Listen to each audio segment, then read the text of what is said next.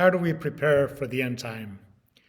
I'm Sam Millen, and I'm a pastor in the Pacific Northwest, where we've been going through a series on core Adventist beliefs, and last Sabbath we focused on the end time. I've been using a helpful book by Ty Gibson entitled Refresh, Jesus, the Essence of Our Faith. And there's a chapter here on the end time where Ty includes this quote from Ellen White. The shortness of time is frequently urged as an incentive for seeking righteousness and making Christ our friend. This should not be the great motive with us, for it savors of selfishness. Is it necessary that the terrors of the day of God should be held before us, that we may be compelled to right action through fear? It ought not to be so. Jesus is attractive. He is full of love, mercy, and compassion. He proposes to be our friend. And she wrote those words in the Signs of the Times, March 17, 1887. Ty adds these words: if I try to get right with God because time is short, I don't actually know or love God. I am merely on a self-preservation trip. While I may look like I'm serving God, I'm really serving myself. There is only one legitimate motive for serving the Lord. In Ellen White's words, Jesus is attractive. His love is the actuating motive we need to keep in focus as we preach end-time prophecy. The attractive loveliness of his character, when we see it, moves us from the inside out. So why study end-time prophecy? Is it so that we'll know exactly when to prepare? Before Y2K, those of you who remember Y2K, I was with a group of Adventists who were preparing. They were loading buckets with pinto beans and black beans and navy beans, beans and rice, essential supplies for the crisis ahead. Now, I'm not saying that we shouldn't have any emergency supplies on hand. There could be a local natural disaster or even a national crisis or a global calamity. What I'm saying is that if our goal is self-preservation, then eventually, given enough pressure, we will bow to the beast. And so why study end-time prophecy?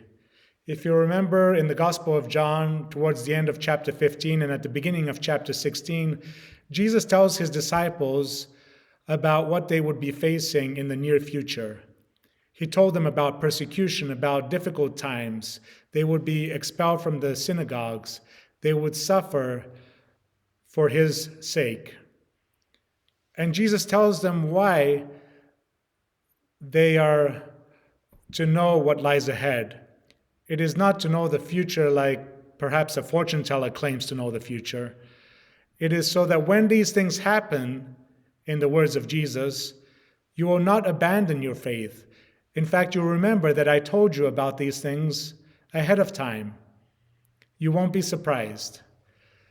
And what's more, Jesus promises them the Holy Spirit, the Paraclete in Greek, which could be translated the Advocate, the Comforter, the Encourager, the Counselor.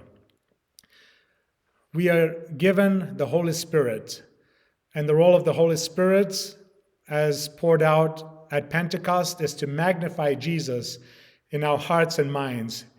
It is to make Jesus more and more attractive so that we may love Jesus more and more each day. And why is that important? If you remember in Revelation chapter 12, there's a scene where there's war in heaven between Michael and his angels and the dragon and his angels, and the dragon, the devil, the Satan is cast down to earth where he accuses us day and night. Satan means accuser. And how do we overcome our enemy? Is it by having enough rice and beans on hand, a stockpile of food and essential supplies? Revelation 12:11 tells us they overcame him by the blood of the Lamb. His accusations may be true, but they don't stick because we are covered by the righteousness of Christ. We cannot overcome our enemy ourselves. We need Jesus Christ. And what's more, it says they overcame him by the word of their testimony.